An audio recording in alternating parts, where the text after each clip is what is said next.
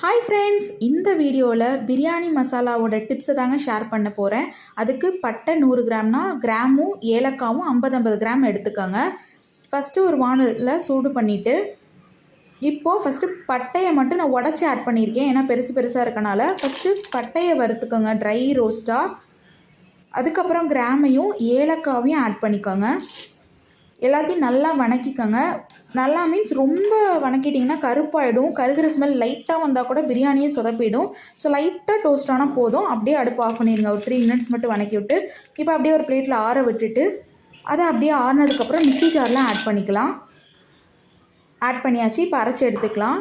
பாருங்கள், நல்லா ஃபைன் பவுடராக அரைச்சி எடுத்துட்டேன். செம்மையான அரோமா வாசங்க அதை எடுத்தோன்னே. இதை அப்படியே ஒரு பிளேட்டில் மாற்றிட்டு ஆற விட்டுட்டு ஸ்டோர் பண்ணி வச்சுக்கோங்க. சூப்பரான பிரியாணி மசாலா ரெடி.